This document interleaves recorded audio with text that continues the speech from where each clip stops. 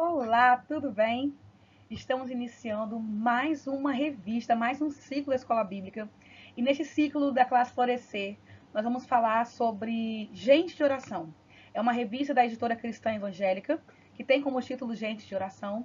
E nela nós vamos aprender com alguns personagens bíblicos sobre oração.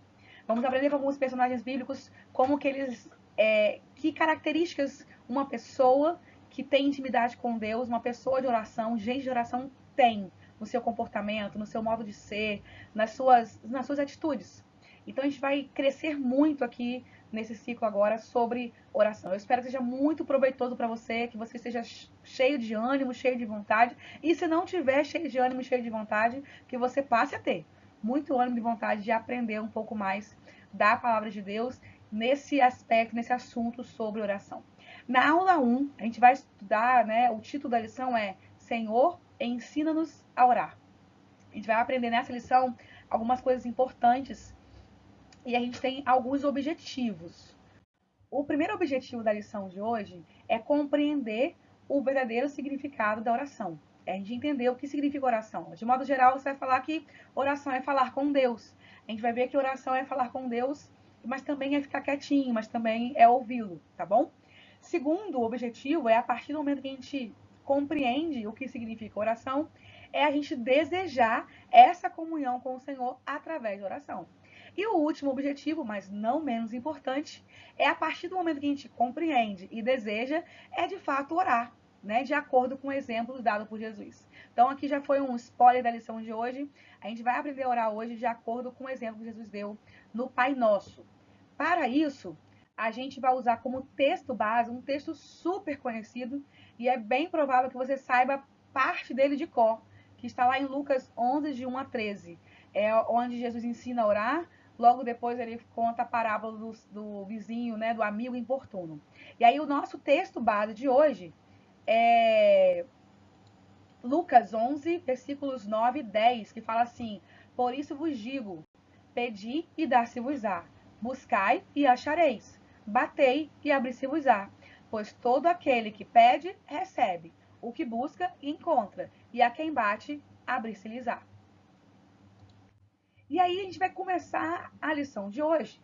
Para a gente atingir nosso primeiro objetivo, é definir o que é oração. Vamos utilizar a definição que o autor colocou na revista, na lição de hoje, e a gente vai discutir alguns pontos dessa definição que eu acho super importante para nosso entendimento. O autor fala assim: oração é um estado consciente em que a alma humana pode, através de Cristo, entrar no ambiente espiritual de alegria e paz com o próprio Deus. Temos condições tanto de falar com Ele como de ouvi-lo. Por meio da oração, podemos ter acesso àquele que nos fez e saber quem nós somos. E existem algumas coisas interessantes nessa definição do autor. Primeiro que a oração é um estado consciente, a gente não entra em transe. A gente sabe o que está falando, a gente sabe o que está pensando. Então, nós estamos num estado consciente, né? Raciocinando, pensando, em que a alma humana pode, através de Cristo. Isso é importantíssimo. Nós só conseguimos orar, falar com Deus, através de Jesus Cristo e o seu sacrifício na cruz. A Bíblia fala que todos pecaram e destituídos, afastados, longe estão da glória de Deus. E a partir do momento que Jesus vem e paga pelos nossos pecados, morre na cruz e ressuscita, nós hoje podemos ter acesso direto ao Pai através desse novo e vivo caminho que é o próprio Jesus. Então, através de Cristo, a gente pode agora entrar no ambiente espiritual de alegria e paz com o próprio Deus, justamente por conta de Jesus.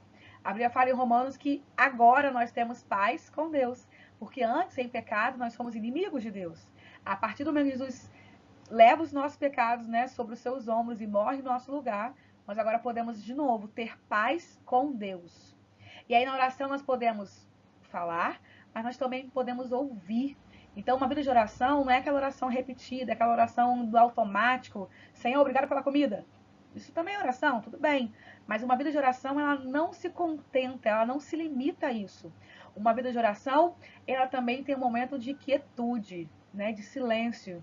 Então a gente se rasga, a gente fala quem nós somos, a gente se abre, chora, reclama, mas também ficamos em silêncio, esperando o Espírito Santo falar conosco.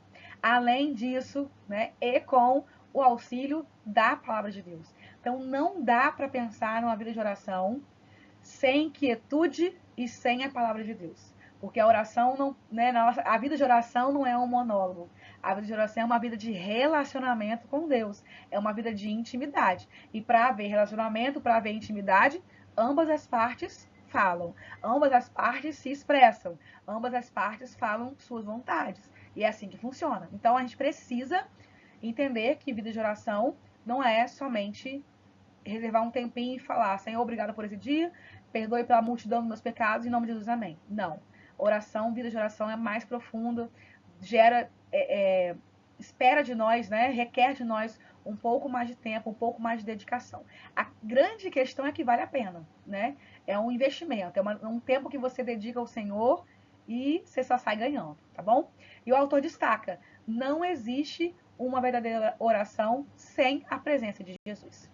E aí, nós vamos agora pensar um pouquinho no que a gente pode aprender com Jesus na oração modelo. É muito provável que você, em algum momento, na escola, no serviço, já tenha tido aquele momento, né, ecumênico, onde todo mundo fala: vamos orar a oração universal, que é a oração que Jesus ensinou, né? Mas não vou te dizer para você que é errado você fazer isso. A oração modelo está na Bíblia, né? É a oração bíblica, foi assim que Jesus ensinou. Mas eu queria te levar a uma reflexão sobre aquela questão que a gente falou, que a oração é um estado consciente, onde eu penso no que eu estou fazendo.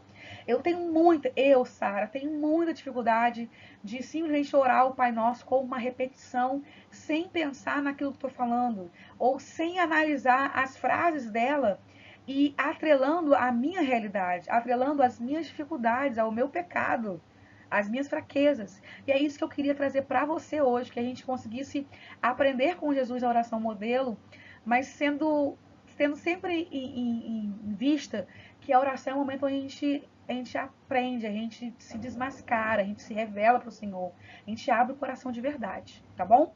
Então a primeira coisa que eu aprendo na oração modelo é justamente sobre a natureza relacional com o Pai. A oração começa: Pai Nosso. E isso é muito legal, isso foi revolucionário naquela época. Jesus apresentar Deus como Pai, né? E isso é interessante, porque ver Deus como Pai me traz dois aspectos importantes. O primeiro é que, se Ele é Pai, Ele é alguém com quem eu posso ter intimidade. É alguém com quem eu posso conversar, com alguém com quem eu posso abrir o coração, até bater o pé. Às vezes eu bato também, mas o relacionamento com o Pai significa isso, a intimidade. Eu conheço, eu sei o que o agrada, eu sei o que faz feliz, eu sei aquilo que ele não gosta. Então, ter Deus como Pai traz esse aspecto. E também me traz um outro aspecto, que embora toda a intimidade que é possível que eu tenha com Ele, Ele continua sendo meu Pai, a quem eu devo toda honra e respeito. Então, uma coisa não exclui a outra. A intimidade com Deus não exclui a minha honra, o meu respeito a Ele, porque Ele é meu Pai, Ele é a autoridade sobre a minha vida. Ok? A segunda coisa que a gente aprende, que é muito importante, é a santificação do nome de Deus. Pai nosso que estás nos céus, santificado seja o teu nome. É importante reconhecer a santidade do nome de Deus na oração, e isso influencia a maneira como nos dirigimos a Ele. Aqui é um outro lugar, uma outra parte da oração que me pega muito, a minha dificuldade de apenas repetir essa frase. Porque eu falo assim: santificado seja o teu nome. Mas santificado por quem? Senhor, quantas vezes eu não tenho santificado o seu nome? Eu não tenho que santificado, santo significa separado. Quer dizer que o nome de Deus, ele não pode ser comparado. Deus não pode ser comparado com nada. Deus, ele está fora da curva, ele está acima de tudo e de todos. E aí eu falo assim: Senhor, que o teu nome seja santificado, mas Pai, que o seu nome seja santificado na minha vida. Que eu entenda que o Senhor está acima de tudo e de todos. Que eu entenda que o teu nome é grande, que o teu nome é único, que o Senhor é incomparável. Me ajude, Senhor, a refletir essa santidade do Senhor na minha vida. Me ajude a refletir a santidade do teu nome nas minhas atitudes, nos meus relacionamentos. Isso é muito profundo. Eu não sei se você está conseguindo entender onde eu quero chegar, mas eu fiquei tão empolgada. Mas empolgada no sentido de abismada com tamanha profundidade. E eu estou realmente assim muito feliz de compartilhar, porque para mim foi muito importante essa lição. Outro aspecto que eu aprendo na oração modelo com Jesus é sobre o reino de Deus. venha o teu reino. Essa frase na oração reflete a prioridade do governo de Deus em nossas vidas. Então, mais uma vez, não consigo falar assim, venha o teu reino. Venha o teu reino aonde? Venha, o governo é na vida dos outros? Não, Senhor, venha o teu reino na minha vida. Que o Senhor seja de fato aquele que governa o meu pensamento, que governa as minhas atitudes, que governa os meus relacionamentos. Venha o teu reino. Que eu também propague o teu reino. Que seja claro que eu sou uma súdita, que eu sou servo, que eu pertenço a esse reino. Seja feita a tua vontade. Outra coisa importante, a gente pode refletir sobre a importância de confiar na soberania e no plano de Deus, reconhecendo que Ele sabe o que é melhor para nós e buscando alinhar os nossos desejos e ações com a vontade dEle. Então, mais uma vez, a minha dificuldade de simplesmente repetir, Senhor, seja feita a tua vontade. Pai, seja feita a tua vontade na minha vida também. Senhor, que a minha vontade seja fazer a tua vontade, que os meus desejos sejam alinhados com o teu propósito, que eu não tenha vontades egoístas, mesquinhas e pequenas só para os meus, mas que a minha vontade seja grande, ampla, que reflita o teu reino, que a minha vontade seja a tua vontade. E aí, continuando a oração do Pai Nosso, eu ainda consigo aprender sobre provisão diária. O pão nosso de cada dia nos dá hoje. Nessa frase, eu aprendo tanta coisa em uma só frase e eu queria muito compartilhar com você. Eu aprendo, por exemplo, que o pão nosso de cada dia, eu aprendo que ele nos dá a cada dia. Isso significa que eu não preciso ficar ansiosa, nervosa, desesperada com o dia de amanhã. É óbvio que aquilo que eu tenho para fazer, o que eu posso fazer, eu farei. Mas eu tenho certeza de que o Senhor está cuidando da minha provisão amanhã. Se amanhã perco o emprego, o Senhor cuidará da provisão de mim e da minha família. Se amanhã a doença vem, o Senhor continuará sendo o provedor da minha família. Outra coisa importante é que Ele dá a cada dia e é Ele quem dá. Não somos nós que conseguimos, que conquistamos o pão de cada dia. Você que é homem, chefe de família, não é você que levanta 5 horas da manhã para ir para o serviço, que é o responsável de conseguir o dinheiro, a comida para sua família. É Deus que te dá condições. O seu trabalho, a sua saúde, o seu conhecimento são instrumentos de Deus para prover você e sua família. Isso é muito importante. O reconhecimento de que tudo que nós temos, o básico até o supérfluo, que às vezes nós temos também, o feijão, arroz e o ovo, até a lasanha, é o Senhor quem nos dá. E esse entendimento de que é o Senhor quem nos dá, reflete a nossa vida com Deus, sim. Porque se eu sei que é Ele que me dá, que eu sozinha não consigo nada, a minha vida, por exemplo, da entrega do dízimo, ela muda completamente. Porque o dinheiro não é meu, é dele. E Ele só me pede para devolver 10%. Eu tenho um coração generoso e essa é outra parte importante. É o pão nosso. O pão não é meu e dos meus somente, o pão é nosso. Da mesma forma que hoje você e eu temos condições, talvez, de sair para trabalhar, como tendo o trabalho como instrumento de Deus para prover nossa família. É muito provável que o irmãozinho nosso, alguém de perto da gente, esteja em uma situação difícil, perdeu o emprego, doença veio, alguma coisa aconteceu, onde nós seremos os instrumentos de Deus para prover a família do irmãozinho. O pão que Deus nos dá diariamente é nosso. Que o Senhor nos ajude a ter esse coração generoso. Percebam que é tanta coisa importante que a gente precisa aprender na oração modelo que não dá só para a gente repetir, porque eu falo, Senhor, me ajuda a ser generosa. Me ajude a não ser egoísta, me ajude a compartilhar aquilo que eu tenho. Como eu sou fraca, como eu sou falha, como eu peco nisso. E assim, isso são algumas coisas que a gente está aprendendo. É provável que se você sentar para você ler, para você estudar, você vai ter outro entendimento. Deus vai te falar coisas que você precisa ouvir especificamente. Experimenta sentar e você mesmo pedir ao Senhor orientação para ler um texto bíblico, para entender a oração do Pai Nosso, por exemplo. Outra coisa importantíssima é sobre o perdão.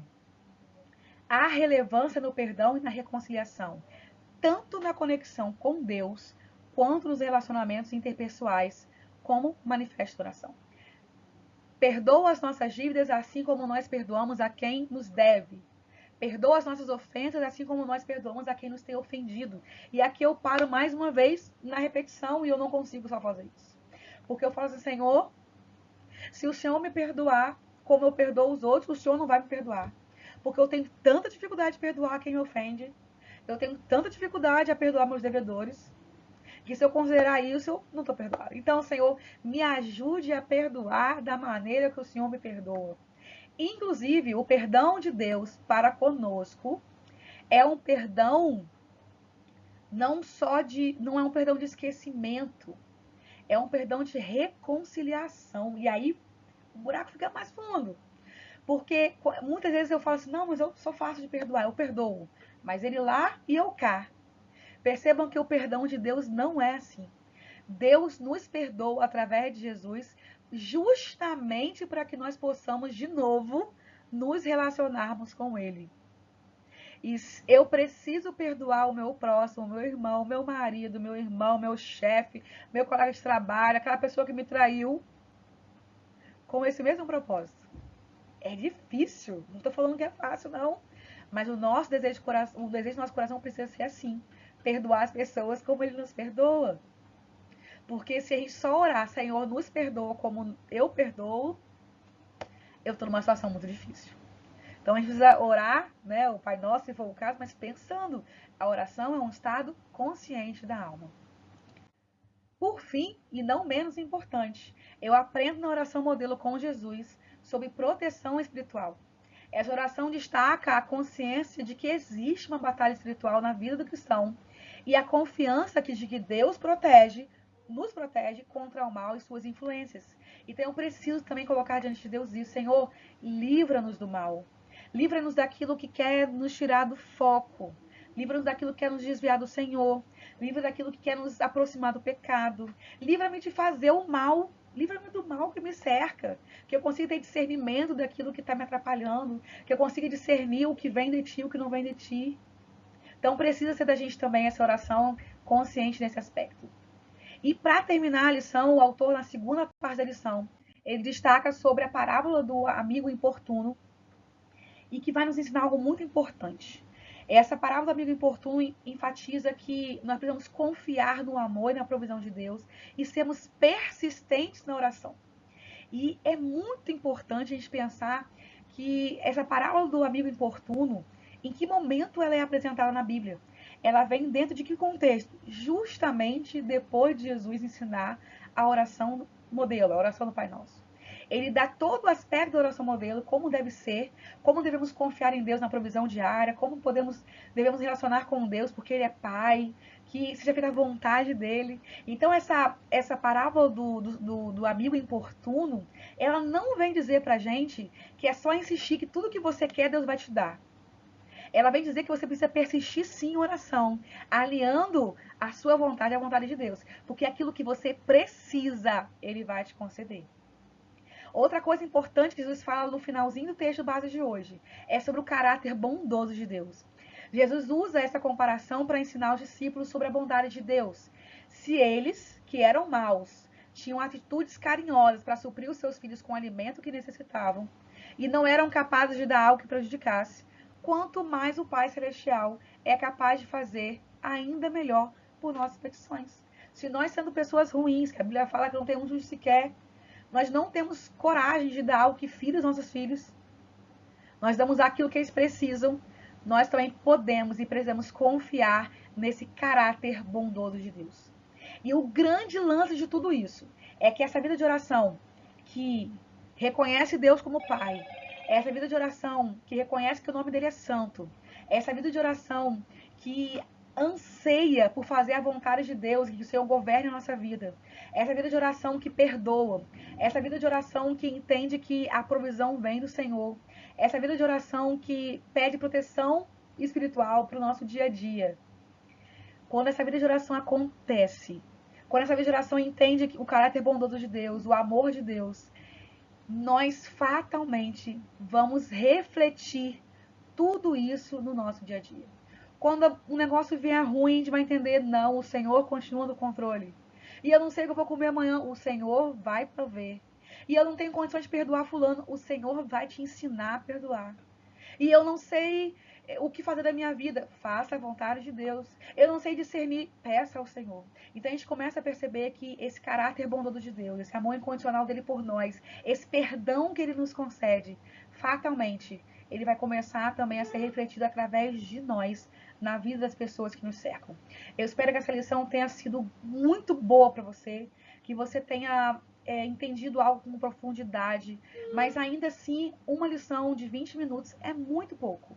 Eu te desafio a estudar mais, a mergulhar nessa nova revista, nesse novo ciclo sobre vida de oração de alguns personagens bíblicos, para que você possa aprender, para que nós possamos aprender, crescer como pessoa, que nós possamos abençoar nossa família através dessa percepção sobre a oração, e nós também possamos crescer como igreja para proclamar o reino de Deus e fazer a vontade dele. Deus abençoe sua vida e até a próxima lição.